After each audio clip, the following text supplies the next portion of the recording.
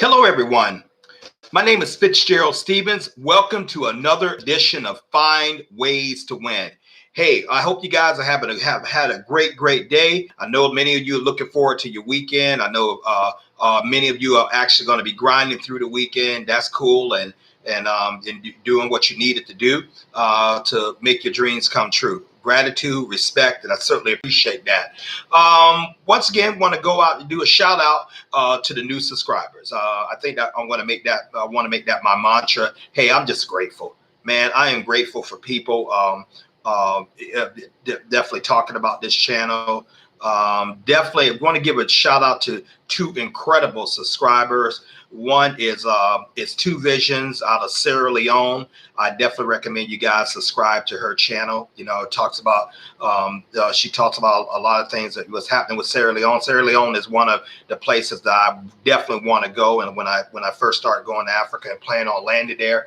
And the other one is Miss Kimmy. You know, she is over in East Africa. What country? I'm not sure. But and then I definitely need you guys to, pay closer post attention to her channel. She often writes in the comments too, like Two Visions. And so go ahead and give these awesome ladies your help and your time. I know they got some great things for you. Okay, and then finally, we want to talk to you guys about you making sure that you're taking the necessary action steps to get yourself going, to get yourself right, and to keep yourself right, and to keep yourself focused. Now, the title of this stream is called Reenergize Before You Flame Out. Reenergize before you flame out. Fitzgerald, what the heck are you talking about? Reenergize. Well, when you're running hard after something, when you're engaged in battle and running up mental energy and physical energy in order to achieve your goal or just to live this journey we call life, you're using up a tremendous amount of energy. And energy, as far as within human beings, or most any living thing, has to be replenished. It has to be refilled. And then if you keep running without taking time to re-energize yourself, and human beings, we re-energize ourselves through rest, peace, meditation, proper relationships, food, among anything, among other things. One of my big one is music. I literally use music therapy to keep myself going, in addition to going to the gym, and addition to good relationships. And I use solitude. So music is practically probably number one. I can sit down and from my catalog, and I can pull out a matrix of songs that minister to me, that speak to me on many levels. One song I have, a couple of songs I have, it's almost like getting a brain massage, because they are so soothing and so tranquil to my spirit.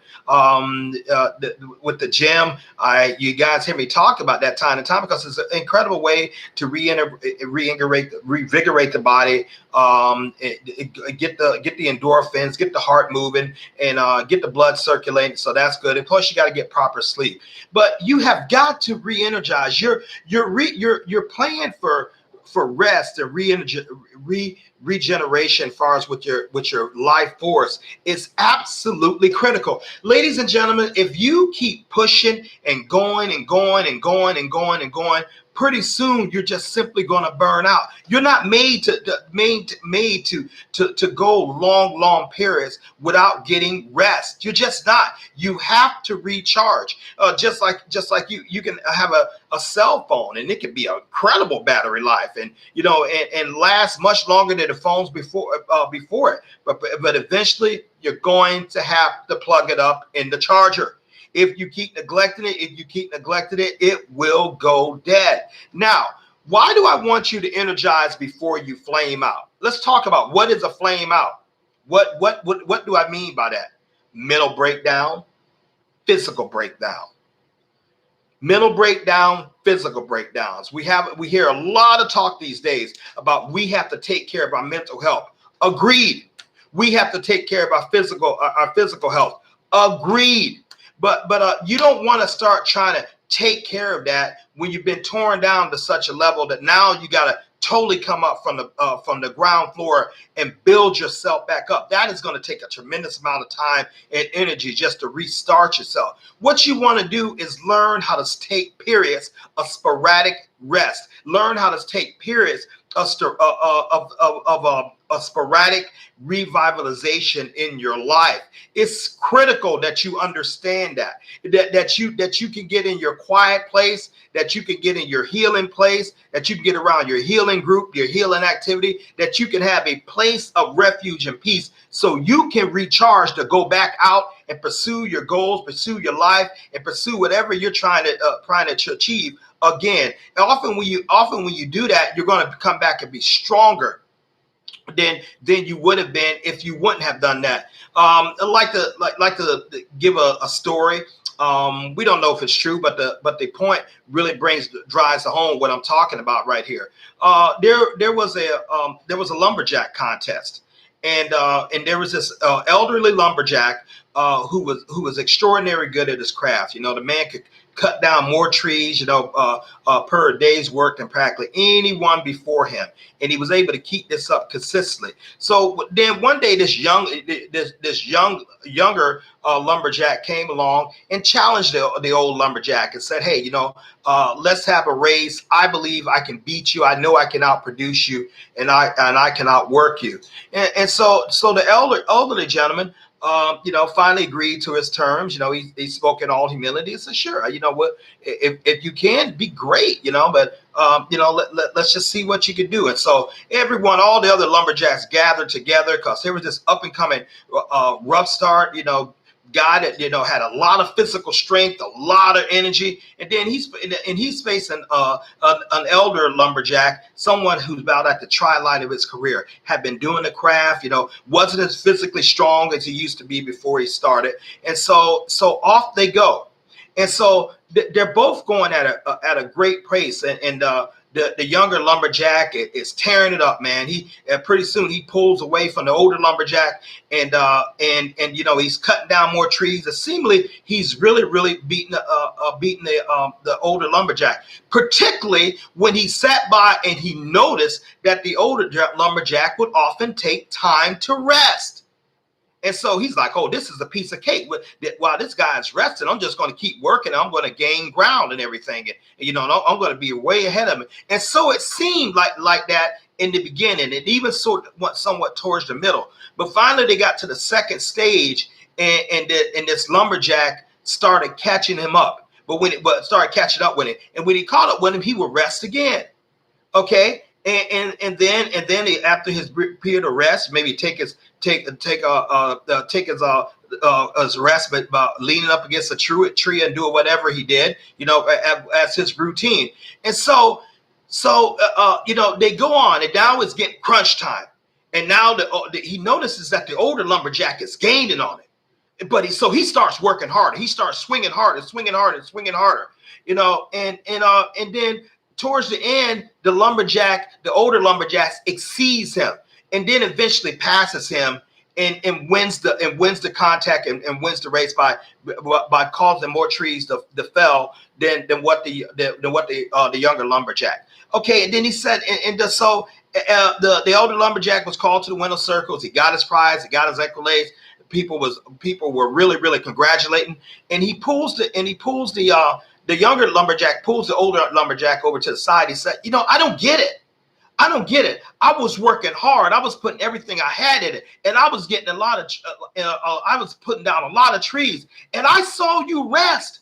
I saw you stop a couple of times and just take these breaks, and look like you wasn't concerned about it. You weren't even really trying hard." And he said, "How did you beat me?" He said, "Simple. While you were sitting up expelling all your energy, while you was madly using up all your energy, I was resting. But while I was resting, I was sharpening my axe. Therefore, it took me less blows to cut down the tree than what it took you, because your axe was dull because you didn't take time to do that." So the moral of the story is rest and re-energizing yourself is going to make you sharper in what you do. You're not going to be able to have to put a whole lot of maximum effort to catch up with something, especially when you're running on dull senses. Sometimes your senses can get dull, just like that axe. Sometimes rest and fatigue can make cowards of us all. You ever been real wearied and real tired, and you find yourself getting cranky? I certainly do. If I'm fatigued, I'm very, very short patient. I'm not even listening to you. I'm tuning you out because, I'm thinking about, I'm not at my best then. And so, many of people are like that. But so you have other people, they know how to take proper rest. They know how to re-energize themselves. They know how to use the cell phone for their convenience. They know how to shut it off and not be interrupted, by every annoyance of things. They know how to come into a place of peace. They have an environment that re-energizes them, charges them up so they can go out and fight for a better day. No wonder they're much more creative. No wonder they have much more energy. No wonder they can laugh. No wonder they're calm under fire and pressure. No wonder they can go after their goal with much more focus and intensity, so much so that they don't have to work as hard as someone who doesn't have time to take a rest. Ladies and gentlemen, if you don't give yourself rest, especially mentally and physically, what we're talking about there, your body will eventually crash. You will flame out.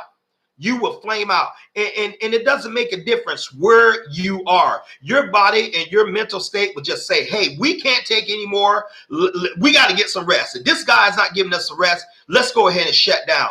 And it will shut down and maybe cause a panic attack. It will shut down and maybe cause you to pass out. It will shut down and maybe cause you to lose emotional control. And I invite you guys to go up there to listen to that video, Control Your Emotions or Control You. And when you shut down, you're always at your weakest. You're always at your weakest when you flame out, rather. And you don't want to get yourself in a thing where you flame out. What do I mean by flaming out?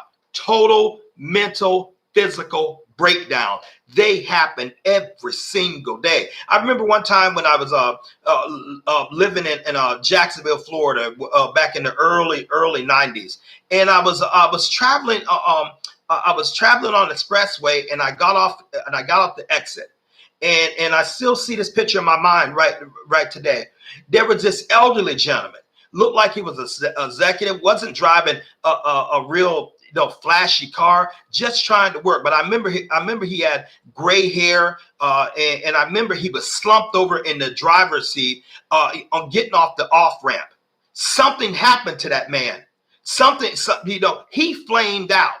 I don't know if he's still living or something, but his body said, we can't take no more. His mental state said, we can't take anymore. And it shut him down right as he was getting off the exit. And that exit was very, very busy. I just had to turn around, and I thought about that. What pressure must that man have been in? What pressure that was affecting his health and affecting his mental state? What was going on with him that his body just shut down? But that happens to young and the old. That happens to the black, the Spanish, and the whites. It don't make a difference. The human body must be re-energized. The human spirit must be re-energized. It must be revigorated in order to get out there and compete. You have to do that. As great as baseball pitchers are, and this is a perfect example. Baseball pitchers usually pitch about 2 or 3 times a week, and then they're off about 4. Why are they doing that? Because no matter how good they are, whether they be Roger Clemens, CC Sabathia, Greg Maddux, John Smoltz, Satchel Paige, Bob Gibson, all these great pitchers that had many accolades as far as doing that, they can pitch, but they have to give that arm rest. That arm must have rest to recuperate. If they don't give that arm proper rest, they will blow it out. They will damage themselves, and possibly their career could be over. You guys, for you sports fan, back around the mid 90s, there was this phenomenal pitcher named Kerry Woods. He used to play for the Chicago Cubs. He was getting strikeouts all day long. I mean, he was just phenomenal. 20 strikeouts sometimes in one game. He was a young guy. He was a beast. He had strength and he had everything. But the trouble is he had a stupid coaching staff. And I mean a stupid coaching staff. They kept pitching that young man and pitching that young man and pitching that young man till eventually he blew his arm out. He blew it out and his career was done because they wasn't letting him get proper rest. Because the crowd was loving what he did. And then he didn't have and for some reason, and I don't know why, he didn't have the thing to say like, no, I don't want to pitch. I'm not feeling my health. My arm is not really recovered. I'm not feeling good. I don't want to pitch. I just don't feel right about pitching. But he gave in to the pressure. It cost him his career. And he would have been a Hall of Famer right now. His name is Kerry Wood. What am I saying with that analogy? Sometimes people are going to push you, especially if you're one of those men and women who you can consistently produce, that you can consistently get winning results. They're going to push you. And sometimes they're not going to stop because, your production is making them look good and making them shine. You got to be power your life and say, no, I can't go any further. I need a break. I won't be in work for the next couple of days. I need to work on my mental health. I need to reintegrate and recharge my body. You have to do that.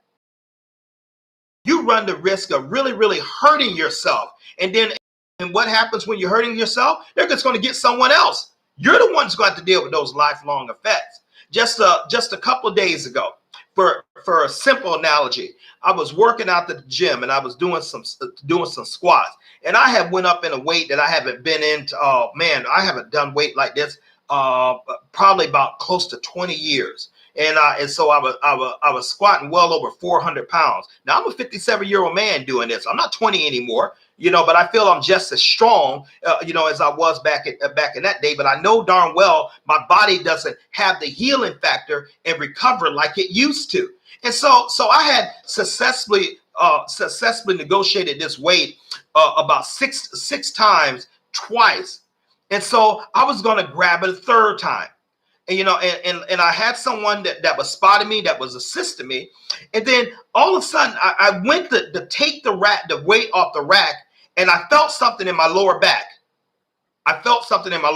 And rather than let pride and ego get in the way, or embarrassment with the guy, like, hey, I can't lift it, I told him no go. Because I knew my body. I knew if I would have pushed it, something could have happened to me and I could have got myself hurt. So I backed off and no, I'm not gonna do it. And I left the weight alone. I wouldn't even drop down to a lesser weight.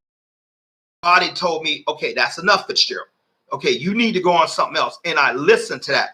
See, the people who have that ability, you are going to last longer. See, you have to be the referee and the umpire of your own life. Don't you dare let anyone push you into a situation that you had the potential to flame out, that you had the potential to hurt yourself and have a long recovery process simply because you didn't have the ability to say no. You didn't have the ability to say, hey, that's too much work. No, I can't take this project on. I got to go spend time and recharge, whether with my family, whether with my children, or going out fishing, or going hiking. I got to get around things that recharge me. This project can wait. Someone else can do it. Or it will get done when I get back. Don't you let someone say, well, God, we need you and we're dependent upon you. Make sure you depend upon you.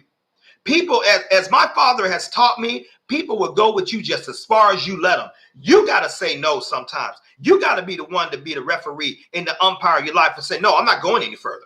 And you got to be unabashed. If you're a producer, you're going to be able to get away with that. If you're a producer, you're going to be able to get away with that. If you're a performer, you're going to be able to get away with that. And so it's very, very important. If you're in a toxic relationship, and someone is pushing you the things that are making you uncomfortable, you are the ones that have to say hell no. You are the one that have to, put buffers and limits on people. Relationship just can't be one-sided. I dang sure don't believe in that.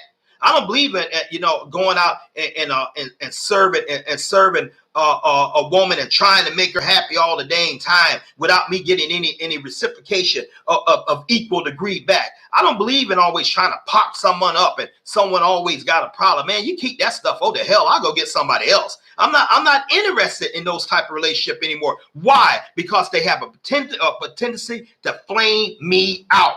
What happens when I flame out? I don't feel like doing any goals. Sometimes it would throw me into pressure. I lose my way. I don't really know what I'm doing. I get brain fog and stuff. The price I have to pay if I flame out is just simply too dang high.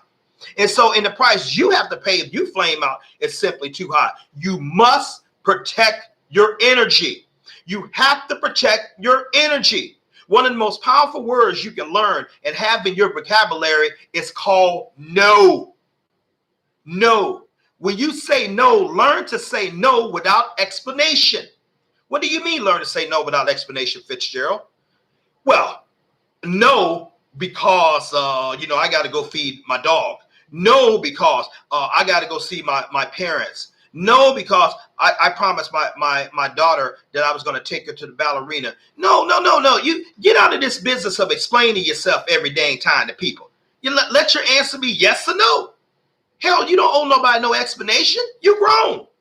Understand that. You don't got to give someone an explanation. No, that's it. No. If you have problems saying no, just say not at this time. Well, why not? I don't choose the answer. You're going to actually be respected more so with that. Leaders don't sit up there, and always explain every action they do. I've been in that situation many times, and before I learned this, and before I had the courage to implement this, because understand, as I said in some of my last streams, one of my big weaknesses before I became to this awakening point that I have right now, especially my 20s and my 30s, I used to be a people pleaser. I wanted to make everyone happy. I'm an exhorter. I like building people up. I can't stand saying no to people, but it was hurting me. I was saying yes to stuff that was diminishing my flame, that was taking my energy. And you know what? The people just kept taking. The people kept taking, whether it was in business, whether it was in relationship. And then after all, when I spent all my energy up, there was no one to recharge me. That was my fault. That was my responsibility. I should have took care of myself. Oh, you catch me in my 50s now, at the age I am right now, 57, man, I don't give a dang what you think. I'm going to protect my energy because I know the price that I have to pay if I ever get myself in when I'm flamed out again. I dare not want to go back there. And you don't want to go back there. And so I'm saying no right now without explanation. No, I'm not going to do it. No, I won't be there. Or I have the ability, like if I'm doing a project on my job, I said, hey, I got to leave. Okay, Fitzgerald, go ahead and clock out. If they say, well, Fitzgerald, why you got to leave? Hey, I don't need to get in that. I got to go. That's how I am right now. I don't feel like I owe people explanations for when I'm getting ready to make moves. Leaders don't do that. Subordinates do that. Never complain, never explain. Now, in certain things, you want to be flexible about this. And you don't want to come in and start packing a bag and your wife asking where you going. I ain't got time to tell you. That's stupid. Or your husband say, where are you going? I ain't got time to say anything. I'm grown. You about to be divorced. What are you thinking far as with why doesn't this project get done? You got someone over you like, hey, the reason is I got a personal issue at home that's really, really taxing me. I don't need to get into it, but this is the reason. Okay, and so you owe them that type of explanation depending on how they are. But other people, get out the business of always explaining yourself. Protect your energy, ladies and gentlemen. Protect your energy. Re-energize before you flame out. Now that re-energizing is going to come in many different ways. Okay, it's going to come. It's going to come like in a way that you need to figure out how it works best for you. Maybe my way of re-energizing my spirit and my physical health is not your, but it's not your way. But the results are the same. We're trying to grab more energy. We're trying to replenish the energy that has been expelled. very, very, very important. We don't, and it's extraordinary that it's critical rather that you protect your energy for the third time. You have to, because no one is going to protect you better than you, especially when you get to an adult and when you become accountable. And so remember that, ladies and gentlemen, you have to look after you before you can serve anyone else. You have to put your purpose first. You have to put your missions first. You have to put you first before you get out there and try to serve someone else. If you don't do that, it is borderline being foolish. If you flame out, how the people you serve are going to be helped if you're gone? Think about that. There are people dependent upon you. How are they going to be helped if you're not there anymore? And you're not there anymore simply because you let your energy get depleted and you particularly flame out. Some people commit suicide when they flame out. Some people are committed to mental hospitals when they flame out. Some people go into lifelong depressions when they flame out. Some people lose everything that they have built when they flame out. Some people cut off all the things that they used to enjoy. Their friends, their family, their mates, sex, food, traveling, whatever things they used to enjoy. It doesn't mean anything to them because they have flamed out. So for those who recognize this and understand what I'm talking about, that go talk to someone and say, hey, listen, I see you in a dangerous situation. We need to talk. You need to slow down. And let's give you some ideas, because you're not gonna keep making it if you keep doing this. And the final thing, in the book of I believe I would like to say in the book of Joshua, and I could be wrong, but just go ahead and look up the story. Moshe rather, the great prophet, the servant of the Lord Most High. He was in charge of leading all the people of Israel, about 2 million something people, and they would come to him for everything that needed a decision upon it in reference to the children of Israel. They came to Moshe. He was the one judged it. He was the one, and he was sitting around there doing this day and night, really not getting any rest, because he had all these people bringing their concerns with him, until his father-in-law saw that he was in a dangerous position. His father-in-law was named Jethro. He was a Midianite priest. So he goes and tells Moses, because Moses didn't see the weakness. He didn't see that blind spot. He didn't see him wearing himself up, because he thought he had to get out there and serve the people all his own. Jethro told him, listen, the thing you're doing is not good. Catch that. He was doing a good thing, but it wasn't good for him. Okay? And so he said, you're going to burn yourself out. Go ahead and appoint you other leaders and divide the task, divide the load among those leaders, that you will be able to, the others will be able to help you bear the load. And he did that. He took that to counsel, and he thrived, and he prospered, and his ministry is more fruitful. Ladies and gentlemen, God ain't called you to carry everybody's burden. You need help. Somebody else can do it. You don't got to flame out, but you're going to carry everything by yourself. Get ready to flame out. Get ready to burn out. And so very, very important that you re-energize. Take care of you. Take care of you first. And on that note, hey, once again, I appreciate you guys. Thank you for tuning in. Thank you for trusting your ears and your spirit to listen to what I have to say. I appreciate it. I don't take it for granted. I really, really don't.